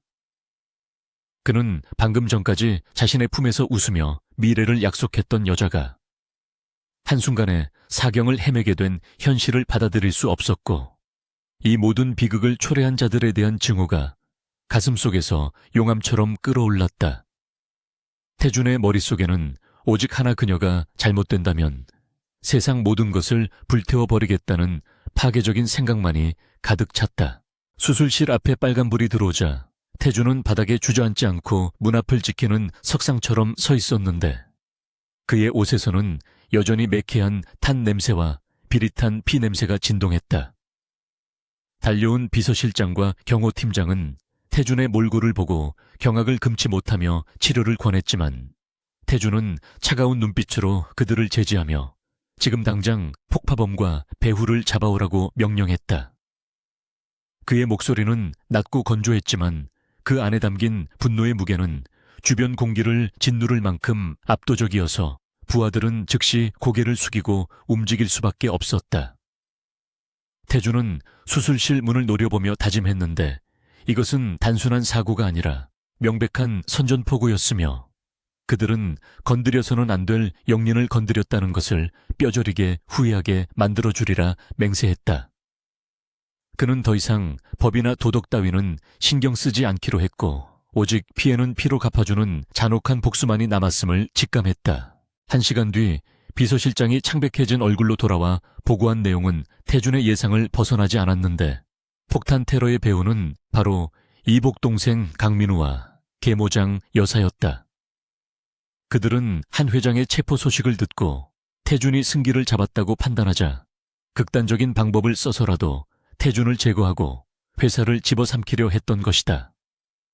비서실장은 강민우가 현재 본가에서 장 여사와 함께 태준의 사망 뉴스를 기다리며 축배를 들고 있다는 첩보를 전했고 그 말을 들은 태준의 입에는 비틀린 미소가 떠올랐다. 태준은 자신의 셔츠에 묻은 연서의 피를 내려다보며 이것이 그들이 흘리게 될 피해 예고편이라고 생각했고 자리에서 일어나며 경호팀을 전원 소집하라고 지시했다. 그는 병원을 나서며 뒤도 돌아보지 않았는데 지금 그가 가는 길은 기업가의 길이 아니라 살인귀의 길이었기 때문이다. 강민우와 장 여사는 호화로운 거실에서 최고급 와인을 따르며 TV 뉴스 속보를 기다리고 있었는데 그들의 얼굴에는 승리감과 탐욕이 덕지덕지 묻어 있었다. 강민우는 태준이 죽으면 화영그룹은 자연스럽게 자신의 것이 될 것이라고 떠들며 낄낄거렸고 장 여사는 아들의 등을 두드리며 드디어 긴 세월의 서름이 끝났다고 기뻐했다. 그들은 태준이 얼마나 무서운 존재인지 그리고 그가 사랑하는 여자를 잃을 위기에 처했을 때 얼마나 잔인해질 수 있는지 전혀 짐작하지 못하고 있었다. 바로 그때 굳게 닫혀있던 저택의 거대한 현관문이 굉음과 함께 박살나며 날아갔고 거실의 유리창들이 충격파로 인해 와장창 깨져 내렸다. 놀란 두 사람이 자리에서 벌떡 일어났을 때 자욱한 먼지 속에서 걸어 들어오는 것은 지옥에서 돌아온 악귀 같은 모습의 강태준이었다. 태준은 피와 그을음으로 얼룩진 셔츠를 입은 채 손에는 쇠파이프를 들고 있었고 그의 뒤로는 무장한 경호원들이 저택의 고용인들을 제압하며 들어오고 있었다. 강민우는 태준이 살아있다는 사실에 공포에 질려 뒷걸음질치며 경비원을 불렀지만 이미 저택은 태준의 세력에 의해 완전히 장악된 상태였다. 태준은 아무 말 없이 성큼성큼 다가가 테이블 위에 와인병을 쇠파이프로 내리쳐 박살냈고 붉은 와인이 사방으로 튀며 마치 핏방울처럼 바닥을 적셨다. 장 여사는 비명을 지르며 주저앉았고 강민우는 공포에 질려 말도 제대로 하지 못한 채 덜덜 떨고만 있었다. 태준은 강민우의 멱살을 잡고 들어올려 거실벽으로 거칠게 밀어붙였는데 그의 눈동자는 이성이 완전히 사라진 채 검은 불꽃만이 타오르고 있었다. 태준은 강민우의 얼굴을 향해 주먹을 날렸고 뼈가 부러지는 소리와 함께 강민우는 바닥에 처박혀 고통에 몸부림쳤다. 평소 냉철하고 이성적이었던 태준의 모습은 온데간데 없고 그는 오직 본능에 충실한 짐승처럼 강민우를 무자비하게 짓밟았다. 장 여사가 달려와 태준의 다리를 붙잡고 아들을 살려달라고 애원했지만 태준은 그녀를 차갑게 내려다보며 당신들이 내 아내에게 한 짓을 생각하면 죽음조차 사치라고 싸늘하게 내뱉었다. 태준은 품에서 피 묻은 연서의 스카프를 꺼내 강민우의 얼굴에 던지며 이 피가 누구의 것인지 똑똑히 보라고 소리쳤다. 강민우는 피 묻은 스카프를 보고 기겁하며 살려달라고 빌었지만 태준은 쇠파이프를 들어 올리며 너희들은 오늘 밤 지옥을 보게 될 것이라고 선고했다. 태준은 강민우의 다리를 쇠파이프로 가격하여 다시는 걸을 수 없을지도 모르는 고통을 안겨주었고, 이는 연서가 겪은 고통의 100분의 1도 되지 않는다고 생각했다. 그는 장 여사에게 다가가 그녀가 평생을 바쳐 모아온 비자금 장부와 차명 계좌 내역이 담긴 태블릿 PC를 눈앞에 흔들어 보였다. 태주는 이미 모든 증거를 확보하여 검찰에 넘겼으며 당신들은 이제 빈털터리가 되어 감옥에서 평생 썩게 될 것이라고 잔인한 사실을 통보했다. 장 여사는 모든 것이 끝났다는 절망감에 실성한 사람처럼 웃다가 기절해버렸고 강민호는 고통과 공포에 질려 바닥을 기며 도망치려 했다. 태주는 그들을 내려다보며 일말의 동정심도 느끼지 않았고 오히려 가슴 한구석이 뻥 뚫린 듯 단 허무함과 함께 연서에 대한 그리움이 사무치게 밀려왔다. 경찰 사이렌 소리가 멀리서 들려오기 시작하자 태주는 비서실장에게 뒷수습을 맡기고 뒤도 돌아보지 않은 채 저택을 빠져나왔다. 그는 피 묻은 손을 닦을 생각도 하지 않고 차에 올라타 병원으로 향했는데 그의 머릿속에는 오직 수술실에 누워있을 연서 생각뿐이었다. 복수는 끝났지만 그에게 남은 것은 승리감이 아니라 사랑하는 사람을 지키지 못했다는 뼈아픈 자책감과 두려움이었다. 태주는 차창 밖으로 스쳐 지나가는 도시의 불빛들을 바라보며 만약 연서가 깨어나지 못한다면 자신도 그 길을 따라갈 것이라고 어두운 결심을 했다. 병원에 도착했을 때 수술실의 불은 꺼져 있었고 의사는 침통한 표정으로 태준을 맞이했는데 그 순간 태준의 심장은 발밑으로 곤두박질 치는 것 같았다. 의사는 다행히 고비는 넘겼지만 파편이 척추 근처를 스쳐 지나가 신경 손상의 우려가 있으며 의식이 돌아올 때까지는 장담할 수 없다는 조심스러운 소견을 밝혔다. 태주는 연서가 살아있다는 사실 하나만으로도 감사하며 중환자실 유리창 너머로 붕대를 감고 누워있는 연서를 하염없이 바라보았다. 각종 기계장치에 연결된 채 창백하게 누워있는 그녀는 너무나 작고 연약해 보였고 태주는 그 모습에 가슴이 찢어지는 듯한 통증을 느꼈다. 그는 방호복을 입고 중환자실로 들어가 연서의 차가운 손을 조심스럽게 잡았고 자신의 뺨에 가져다 대며 뜨거운 눈물을 흘렸다. 태주는 연서의 귓가에 당신을 이렇게 만든 자들은 모두 처단했으니 이제 제발 눈을 뜨라고 속삭였지만 그녀는 대답 없이 고요한 숨소리만 낼 뿐이었다. 그날 밤 태주는 연서의 곁에서 한숨도 자지 않고 그녀의 바이탈 모니터만을 뚫어지게 응시하며 시간을 보냈다. 그는 연서가 깨어나면 세상에서 가장 안전하고 행복한 여자가 되게 해주겠다고 수천 번 다짐했고 그녀를 위해서라면 악마에게 영혼이라도 팔 수 있다고 생각했다. 태준의 집착은 이제 사랑을 넘어선 숭배에 가까워지고 있었고 그는 연서가 없는 세상은 상상조차 할 수 없는 지경에 이르렀다. 새벽이 밝아오고 창밖으로 희미한 빛이 들어올 때쯤 연서의 손가락이 미세하게 움직였고 태주는 감전된 듯 놀라며 벌떡 일어났다. 연서의 눈꺼풀이 파르르 떨리며 천천히 열렸고 초점 없는 눈동자가 태준을 향했을 때 태준은 세상의 모든 신들에게 감사하며 그녀의 이름을 불렀다. 연서는 흐릿한 시야 속에서 자신을 내려다보는 태준의 얼굴을 알아보았고 마스크 위로 보이는 그의 눈이 붉게 충혈되어 있는 것을 보며 희미하게 미소 지었다. 그녀는 산소호흡기 때문에 말을 할 수 없었지만 눈빛으로 괜찮다고 말하고 있었고 태준은 그 눈빛을 읽고 오열하며 그녀의 이마에 입을 맞추었다. 태준은 연서에게 다시는 나를 떠나지 말라고 명령조로 말하면서도 목소리는 애원하듯 떨리고 있었고 연서는 힘겹게 고개를 끄덕이며 그의 손을 꽉 잡았다. 두 사람은 죽음의 문턱을 넘어 다시 만났고 이제 그들 사이에는 그 어떤 방해물도 존재하지 않았지만 태준의 눈 속 깊은 곳에는 연서를 영원히 자신의 성 안에 가두고 지키겠다는 뒤틀린 소유욕이 더욱 짙게 드리워지고 있었다. 그는 이제 연서를 세상 밖으로 내보내지 않을 것이며 오직 자신만이 그녀를 볼 수 있고 만질 수 있는 유일한 존재가 되게 하겠다고 다짐했다. 화영그룹 본사의 대회의실은 숨소리조차 들리지 않을 만큼 무거운 정적에 휩싸여 있었고, 긴 테이블에 둘러앉은 임원들은 모두 고개를 숙인 채 식은땀을 흘리고 있었다. 상석에 앉은 강태준은 마치 저승사자와 같은 서늘한 기운을 내뿜으며 눈앞에 놓인 두툼한 서류철을 천천히 넘기고 있었는데, 종이가 넘어가는 소리가 날 때마다 임원들의 어깨가 움찔거리며 떨렸다. 그는 병원에서 연서의 상태가 안정되자마자 회사로 복귀하여 피해 숙청을 시작했고, 그 강도와 속도는 전례를 찾아볼 수 없을 만큼 잔혹하고 신속했다.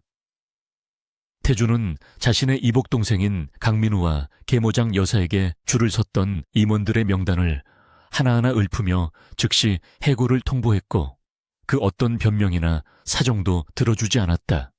그의 눈빛에는 일말의 자비도 없었으며 오직 회사를 좀먹는 암적인 존재들을 도려내겠다는 냉혹한 의지만이 가득 차 있어 회의실 공기를 얼어붙게 만들었다.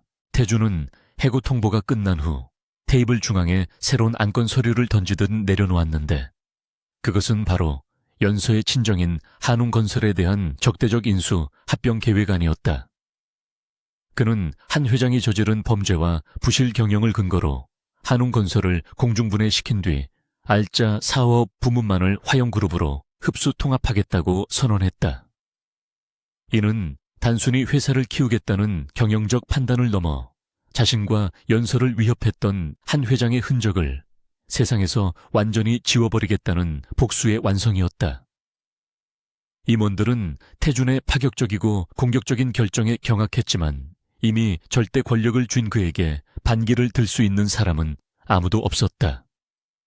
태준은 펜을 들어 서류에 서명하며 이것으로 한웅건설은 역사 속으로 사라질 것이라고 차갑게 뇌까렸고, 그의 손끝에서 거대한 기업 하나가 먼지처럼 사라지는 순간이었다. 회의가 끝나고 집무실로 돌아온 태준은 창밖으로 펼쳐진 도심의 정영을 내려다보며 넥타이를 거칠게 풀어 헤쳤지만 가슴속의 답답함은 조금도 해소되지 않았다. 뉴스에서는 강민우와 장 여사의 구속 소식과 한 회장의 몰락이 대서특필되고 있었고, 화영그룹의 주가는 태준의 강력한 리더십에 힘입어 연일 최고치를 경신하고 있었다.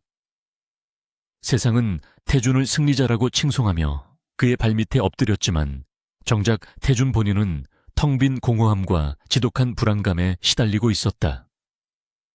그가 가진 막대한 부와 권력도 병상에 누워있는 연서의 고통을 대신해 줄 수 없다는 사실이 그를 무력하게 만들었고, 승리의 쾌감 대신 씁쓸한 자괴감만이 입안을 맴돌았다. 그는 책상 위에 놓인 연서의 사진을 어루만지며 이제 세상 그 무엇도 당신을 해칠 수 없게 만들었다고 독백했지만 사진 속 연서의 미소는 그에게 대답해주지 않았다. 태준은 비서실장에게 당분간 모든 대회 일정을 취소하라고 지시한 뒤 서둘러 병원으로 향했는데, 차 안에서도 실시간으로 연서의 바이탈 수치를 체크하는 편집증적인 모습을 보였다. 병원에 도착한 그는 소독약 냄새가 진동하는 복도를 지나 VIP 병동으로 들어섰고, 병실 문을 열기 전 잠시 멈춰서서 깊은 심호흡을 하며 표정을 관리했다. 그는 연서 앞에서는 잔혹한 복수기가 아닌 든든하고 따뜻한 남편으로 남고 싶었기에 거울을 보며 헝클어진 머리를 정리하고 억지로 입꼬리를 올려보았다. 병실 안으로 들어서자 기계음 소리만이 규칙적으로 들려오는 고요함이 그를 맞이했고, 태준은 침대 곁으로 다가가 잠든 연서의 얼굴을 한참 동안 내려다보았다. 며칠 사이 헬쑥해진 그녀의 얼굴을 보자 가슴이 미어지는 듯한 통증을 느꼈고, 그는 조심스럽게 그녀의 손을 잡고 자신의 볼에 비비며 천을 확인했다. 그때 연서가 하는 작은 신음소리와 함께 천천히 눈을 떴고 흐릿한 시선으로 태준을 찾으며 손가락을 까닥였다. 태준은 화들짝 놀라며 그녀에게 다가가 괜찮냐고 물었고, 연서는 마른 입술을 달싹이며 물을 찾았다. 태준은 빨대를 꽂은 물컵을 그녀의 입에 대주며 조심스럽게 물을 먹여주었고, 연서가 물을 다 마실 때까지 숨소리조차 죽이며 지켜보았다. 연서는 어느 정도 정신이 돌아오자 가장 먼저 부모님의 안부와 회사의 상황을 물었는데 그녀의 목소리는 갈라져 있었지만 눈빛만은 여전히 총명했다. 태주는 연서의 머리카락을 쓸어 넘기며 아주 차분하고 낮은 목소리로 바깥 세상에서 일어난 일들을 하나씩 설명해주기 시작했다. 그는 한 회장이 죗값을 치르게 되었고 한웅건설은 이제 화영그룹의 일부가 되었다는 사실을 숨기지 않고 전했다. 연서는 아버지의 몰락과 회사의 소멸 소식을 듣고 잠시 멍하니 천장을 바라보았지만 슬픔보다는 안도감이 서린 표정으로 눈물을 한 방울 흘렸다. 그녀는 평생 자신을 올가매던 아버지라는 굴레와 가문의 의무에서 비로소 해방되었음을 느꼈고 그 자유를 선사해준 사람이 바로 눈앞의 태준이라는 사실에 깊은 감사를 느꼈다. 연서는 떨리는 손을 들어 태준의 뺨을 어루만지며 고맙다고 미안하다고 속삭였고 태준은 그 손길에 눈시울이 붉어지며 그녀의 손바닥에 입술을 묻었다. 태준은 연서에게 당신을 괴롭히던 모든 것들을 청소했으니 이제 당신은 아무 걱정 없이 내 곁에서 행복하기만 하면 된다고 말했다. 하지만 그의 말 속에는 단순한 위로를 넘어선 강한 소유욕이 깃들어 있었고 연서는 그 묘한 뉘앙스를 감지하고 그를 지그시 응시했다. 태주는 양복 안주머니에서 꼬깃꼬깃해진 서류 봉투 하나를 꺼내 연서에게 보여주었는데 그것은 두 사람이 결혼식 날 작성했던 2년 기한의 계약 결혼 합의서였다. 연서는 그 서류를 보는 순간 심장이 덜컥 내려앉았는데 혹시 태준이 이제 모든 목적을 달성했으니 자신을 떠나보내려는 것은 아닌지 두려움이 엄습했기 때문이다. 그녀는 태준을 사랑하게 되었고 그가 없는 삶은 상상할 수 없게 되었기에 불안한 눈빛으로 태준의 입을 바라보았다. 태준은 연서의 흔들리는 동공을 읽고는 씁쓸한 미소를 지으며 이 종이 조각 때문에 당신이 불안해하는 것을 더 이상 볼 수 없다고 말했다. 그는 연서가 보는 앞에서 망설임 없이 계약서를 반으로 찢어버렸고 종이가 찢어지는 날카로운 소리가 병실 안을 가득 채웠다. 태주는 찢어진 종이 조각들을 휴지통에 던져버리고 다시 연서에게 시선을 고정했는데 그의 눈빛은 이전보다 훨씬 더 깊고 어두운 열망으로 타오르고 있었다. 그는 연서의 손을 깍지 껴잡으며 2년 뒤에 이혼해주겠다는 약속은 없던 일로 하겠다고 단호하게 선언했다. 태주는 당신이 원하든 원하지 않든 이제 당신은 영원히 내 아내이며 죽음이 우리를 갈라놓을 때까지 내 곁을 떠날 수 없다고 덧붙였다. 그의 고백은 로맨틱한 프로포즈라기보다는 절대적인 구속을 예고하는 황제의 칙령과도 같았지만 그 속에 담긴 절절한 사랑과 잃고 싶지 않은 두려움이 연서의 가슴을 세차게 두드렸다. 태주는 연서의 대답을 기다리지 않고 그녀에게 다가가 깊게 입을 맞추었고 연서는 그의 격정적인 키스를 받아들이며 눈을 감았다. 키스가 끝난 후 태주는 연서의 이마를 맞대고 거친 숨을 몰아쉬며 내가 당신을 너무 사랑해서 미친 것 같다고 고백했다. 그는 당신이 다치는 것을 보는 순간 내 세상이 무너졌고 다시는 그런 일이 일어나지 않도록 당신을 내 품 안에 가두어서라도 지키겠다고 말했다. 연서는 태준의 집착이 정상적인 범위를 넘어섰다는 것을 알았지만 그 집착이 자신을 향한 지독한 사랑에서 비롯된 것임을 이해했기에 그를 밀어내지 않았다. 그녀는 태준의 목을 끌어안으며 나도 당신 없이는 살 수 없으니 당신의 세계에 나를 가둬달라고 대답했다. 이는 연서 스스로가 태준이라는 감옥에 자발적으로 걸어 들어가는 것을 의미했고 두 사람은 서로를 올가매는 사슬이 되기를 기꺼이 선택했다. 그날 이후 태준은 병실을 사실상의 집무실로 개조하여 24시간 연서와 함께 지내기 시작했고 회사 임원들이 결제를 받기 위해 병원으로 줄을 서는 진풍경이 벌어졌다. 태준은 연서가 잠든 시간에도 그녀의 손을 놓지 않고 한 손으로 서류를 검토했으며 연서가 깨어 있을 때는 오직 그녀에게만 집중했다. 그는 연서의 재활 치료 과정을 곁에서 지켜보며 응원했고, 그녀가 힘들어할 때마다 자신이 더 아파하는 표정을 지어 의료진들을 당황하게 만들기도 했다. 연서는 태준의 극진한 보살핌 덕분에 빠르게 건강을 회복해갔지만, 태준은 여전히 그녀가 완전히 완쾌될 때까지 퇴원을 미루며 과잉보호를 멈추지 않았다.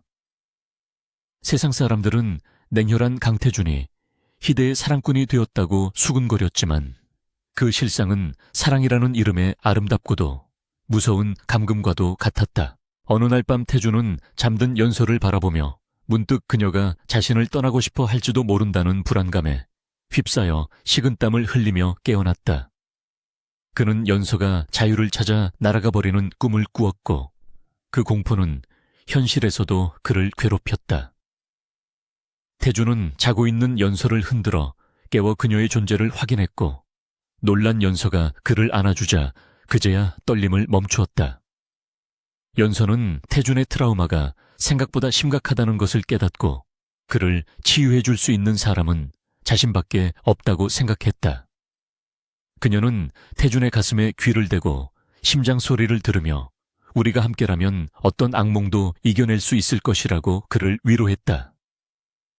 태준은 연서의 품에서 안정을 되찾으며 그녀가 자신의 구원자이자 유일한 신앙임을 다시 한번 뼈저리게 느꼈다. 퇴원을 며칠 앞둔 시점, 태준은 연서에게 선물을 하나 주었는데, 그것은 그녀의 발목에 채워진 얇은 백금 발찌였다. 발찌에는 위치 추적 장치가 내장되어 있었고, 태준은 그것을 숨기지 않고 솔직하게 말하며 이것이 당신을 지키기 위한 나의 마지막 안전장치라고 설명했다. 보통의 연인이라면 화를 낼 상황이었지만, 연서는 태준의 불안한 눈동자를 보며 말없이 고개를 끄덕였다. 그녀는 태준이 자신을 물건 취급하는 것이 아니라 잃어버릴까봐 전전긍긍하는 어린아이 같은 마음이라는 것을 알았기 때문이었다. 연서는 발찌를 차고 태준에게 미소 지으며 이제 어디에 있든 당신이 나를 찾을 수 있으니 안심하라고 말해주었고, 태준은 그제야 안도하며 환하게 웃었다. 두 사람의 사랑은 일반적인 상식으로는 이해할 수 없는, 어미할 없는 기형적인 형태였지만 그들만의 세계에서는 더할 나위 없이 완벽한 결합이었다. 마침내 퇴원날이 다가왔고, 태준은 연서를 데리고 집으로 돌아가기 위해 준비를 서둘렀는데, 그의 표정은 마치 전쟁에서 승리하고 전리품을 챙겨 돌아가는 장군처럼 의기양양했다. 병원 로비에는 수많은 기자들이 몰려와 화영그룹의 미래와 두 사람의 관계에 대해 질문을 쏟아냈지만, 태준은 연서를 품에 단단히 안고 묵묵부답으로 일관하며 대기하고 있던 리무진에 올랐다. 차 안에서 태준은 연서에게 이제 집으로 가면 다시는 그곳을 나오지 않아도 될 만큼 완벽한 낙원을 만들어주겠다고 약속했다. 연서는 창밖으로 멀어지는 병원을 바라보며 이제 자신의 인생 제2막이 시작되었음을 직감했고, 그 길의 끝이 천국일지 지옥일지 알 수 없었지만 태준과 함께라면 그 어디든 상관없다고 생각했다. 퇴원 후 돌아온 펜트하우스는 이전과 같은 공간이었지만 그 공기의 질감은 완전히 달라져 있었는데, 그것은 태준이 연서를 위해 새롭게 구축한 요새와도 같았다. 현관에 들어서자마자 연서는 집 안 곳곳에 설치된 최첨단 센서와 강화된 보안 시스템을 감지할 수 있었고, 창문은 특수 방탄 유리로 교체되어 외부의 어떤 공격도 차단할 수 있도록 설계되어 있었다. 태준은 연서를 안고 침실로 향하며 이제 이곳이 당신의 유일한 세상이며 그 누구도 당신을 해칠 수 없다고 속삭였는데, 그의 목소리에는 안도감과 동시에 병적인 소유욕이 짙게 배어 있었다. 침실은 최고급 호텔 스위트룸보다 더 화려하고 아늑하게 꾸며져 있었지만 연서에게는 그 모든 것이 태준이 만들어 놓은 황금 새장처럼 느껴졌다. 하지만 그녀는 거부감을 느끼기보다는 자신을 위해 이토록 철저하게 준비한 태준의 정성에 묘한 감동을 받았고, 그의 품에 얼굴을 묻으며 이 안전한 감옥을 받아들이기로 했다. 태준은 연서의 일거수일투족을 감시하다시피 했는데, 그는 출근조차 미루고 집안에서 화상회의로 업무를 처리하며 연서의 곁을 지켰다. 그는 연서가 식사를 할 때도, 약을 먹을 때도, 잠을 잘 때도 항상 시야 안에 두려 했고, 그녀가 화장실에라도 가면 문 앞에서 서성거리며 불안해하는 기색을 감추지 못했다. 연서는 처음에는 그런 태준의 행동이 부담스러웠지만 곧 그것이 자신을 잃을 뻔했던 공포에서 비롯된 트라우마임을 이해하게 되었다. 그녀는 태준이 불안해할 때마다 먼저 다가가 손을 잡아주고 안아주며 자신이 어디에도 가지 않을 것임을 끊임없이 확인시켜 주어야 했다. 태준은 연서의 천을 느낄 때만 비로소 안정을 되찾았고, 밤에는 그녀를 부서질세라 꽉 끌어안고서야 잠이 들 수 있었다. 시간이 흐르면서 연서의 건강은 완벽하게 회복되었고, 그녀는 점차 무기력한 생활에 실증을 느끼기 시작했는데, 그녀의 명석한 두뇌와 활동적인 성향은 펜트하우스 안에만 갇혀 지내는 것을 견딜 수 없어 했다. 그녀는 태준에게 다시 일을 하고 싶다는 의사를 조심스럽게 내비쳤지만 태준은 단호하게 거절하며 바깥 세상은 너무 위험하다고 딱 잘라 말했다. 그는 연서가 굳이 일을 하지 않아도 평생을 여왕처럼 살 수 있게 해주겠다고 했지만 연서는 단순히 편안한 삶을 원하는 것이 아니라 자신의 존재 가치를 증명하고 싶었다. 그녀는 태준이 없을 때 몰래 경제 뉴스를 챙겨보고 화영그룹의 동향을 분석하며 언젠가 다시 현장으로 복귀할 날을 꿈꾸며 준비를 해나갔다. 연서는 태준을 설득하기 위해서는 감정적인 호소가 아니라 그가 납득할 수 있는 논리와 명분이 필요하다는 것을 잘 알고 있었다. 어느 날 저녁 연서는 태준이 서재에서 골머리를 앓고 있는 해외 합작 프로젝트 서류를 보게 되었고, 그가 난관에 봉착해 있다는 것을 눈치챘다. 태준이 잠시 자리를 비운 사이 연서는 서류를 훑어보고 문제의 핵심이 환율 변동 리스크와 현지 법규에 충돌해 있다는 것을 파악하고 메모지에 해결책을 적어두었다. 돌아온 태준은 연서의 메모를 보고 놀라움을 금치 못했는데, 그녀가 제시한 솔루션은 전문가들조차 놓치고 있던 맹점을 정확히 찌르고 있었기 때문이었다.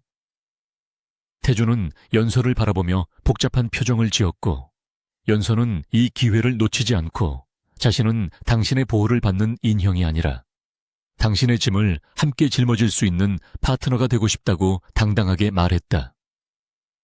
그녀는 당신이 나를 가두려 할수록 나는 시들어갈 것이며 당신 곁에서 빛나게 해줄 때 비로소 우리는 완벽해질 수 있다고 그를 설득했다.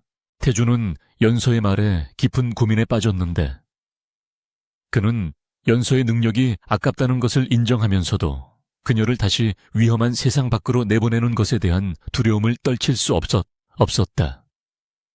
하지만 연서의 눈빛은 결연했고 그녀는 태준의 무릎 위에 앉아 그의 눈을 똑바로 바라보며 당신이 내 곁에 있는 한 나는 절대 위험하지 않다고 그를 안심시켰다.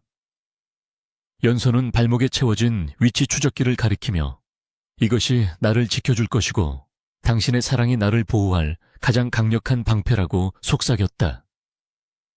태준은 연서의 유혹과 설득에 결국 항복할 수밖에 없었고 그녀의 이마에 입을 맞추며 복귀를 허락하되 단 한 가지 조건을 내걸었다. 그것은 바로 그녀가 화영그룹의 전략기획실장으로서 오직 태준의 직속 라인에서만 일하며 출퇴근은 물론 모든 외부 미팅에 태준과 동행해야 한다는 것이었다. 연서의 화영그룹 복귀는 사내에 큰 파장을 일으켰는데 직원들은 그녀를 비운의 여주인공이자 회장의 총애를 받는 신데렐라로만 생각했지만 그녀는 실력으로 그 편견을 깨부수기 시작했다. 연서는 복귀하자마자 태준이 고민하던 해외 프로젝트를 성공적으로 성사시켰고 빈틈없는 일 처리와 카리스마로 임원들을 휘어잡았다. 회의 시간에는 냉철한 전략가로서 태준을 보좌했고 사석에서는 태준의 날카로운 성격을 부드럽게 중재하며 내조의 여왕 역할까지 완벽하게 수행했다. 사람들은 연서가 태준의 약점이 아니라 그의 가장 강력한 무기임을 깨닫게 되었고 두 사람은 화영 그룹을 이끄는 완벽한 듀오로 자리매김했다. 태주는 회의 도중에도 연서에게서 눈을 떼지 못했고 그녀가 발표를 할 때마다 자랑스러움과 소유욕이 뒤섞인 눈빛으로 그녀를 응시해 직원들을 긴장하게 만들기도 했다. 하지만 태준의 집착은 여전했는데 그는 연서가 남자 직원과 대화를 나누기만 해도 질투심에 불타올라 그 직원을 다른 부서로 발령 보내버리거나 연서의 사무실을 자신의 집무실 안쪽으로 옮겨버리는 등 기행을 일삼았다. 연서는 태준의 이런 행동에 화를 내기보다는 그의 불안을 잠재우기 위해 더욱 사랑스럽게 그를 대했고 사람들 앞에서도 보란듯이 태준에게 애정 표현을 하며 그가 자신의 유일한 남자임을 각인시켰다. 그녀는 태준이 자신을 구속하는 것이 아니라 자신을 너무나 사랑해서 어쩔 줄 모르는 것이라고 생각하며 그 뒤틀린 사랑마저도 기꺼이 받아들였다. 태준은 연서의 노력 덕분에 점차 안정을 찾아갔지만 여전히 그녀가 자신의 시야에서 벗어나는 것을 극도로 싫어했고 연서 또한 그런 태준을 이해하며 스스로 그의 그늘 아래 머물기를 자청했다. 계절이 바뀌어 첫눈이 내리는 날 태준은 연서를 데리고 도심이 한눈에 내려다 보이는 남산의 프라이빗 레스토랑을 통째로 빌려 둘만의 시간을 가졌다. 창밖으로는 하얀 눈이 세상을 덮고 있었고 따뜻한 조명 아래 마주 앉은 두 사람은 그 어느 때보다 평온하고 행복해 보였다. 태준은 연서에게 최고급 다이아몬드 반지를 끼워주며 다시 한번 정식으로 청혼했는데 이번에는 계약서나 협박이 아닌 진심 어린 사랑의 고백이었다. 그는 자신이 살아있는 한 당신을 평생 지킬 것이며 당신이 내 곁에서 단 한순간도 불행하지 않게 하겠다고 맹세했다. 연서는 눈물을 글썽이며 고개를 끄덕였고 태준은 자리에서 일어나 연서를 끌어안으며 깊게 입을 맞추었다. 그날 밤 집으로 돌아온 두 사람은 침실에서 서로의 천을 나누며 긴 밤을 보냈는데 태준의 손길은 거칠면서도 애절했고 연서는 그를 온몸으로 받아들였다.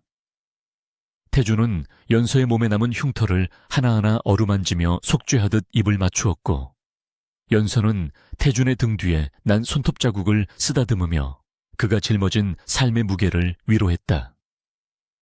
두 사람은 서로의 상처를 보듬어주며 영혼까지 하나가 되는 느낌을 받았고 이 사랑이 비록 비정상적이고 광기 어린 집착에서 시작되었을지라도 그들에게는 그 무엇보다 진실하고 소중한 구원임을 확인했다. 태준은 잠든 연서의 얼굴을 바라보며 자신이 그녀를 가둔 것이 아니라 사실은 자신이 그녀라는 세상에 갇혀버린 것임을 깨달았고 그 감금이 더할 나위 없이 달콤하다고 느꼈다. 몇 년 후 화영그룹은 태준과 연서의 경영 아래 글로벌 기업으로 성장했고 두 사람은 재계에서 가장 영향력 있는 부부로 명성을 떨치게 되었다. 어느 파티장에서 기자들이 두 사람의 성공 비결과 부부 금슬의 비결을 묻자 태준은 연서의 허리를 단단히 감싸 안으며 짧고 강렬하게 대답했다. 그는 내 아내는 나의 심장이며 심장이 없으면 사람은 살 수 없기 때문에 나는 그녀를 지키기 위해 모든 것을 바칠 뿐이라고 말했다. 기자들은 그 로맨틱한 멘트에 환호했지만 연서만이 그 말 속에 숨겨진 서늘한 소유욕을 읽을 수 있었고 그녀는 태준을 향해 매혹적인 미소를 지어 보였다. 태준은 카메라 플래시가 터지는 와중에도 연서의 귀에 대고 오늘 밤은 일찍 들어가자고 속삭였고 연서는 그의 손을 꽉 잡으며 조용히 고개를 끄덕였다. 이야기의 끝에서 두 사람은 펜트하우스 발코니에 서서 화려하게 빛나는 서울의 야경을 내려다보고 있었는데 그들의 뒤로 거대한 샹들리에가 보석처럼 빛나고 있었다. 태준은 연서를 백허그한 채 그녀의 목덜미에 얼굴을 묻고 당신은 영원히 내 것이라고 중얼거렸고 연서는 그의 팔을 쓰다듬으며 나도 당신이 아니면 안 된다고 대답했다.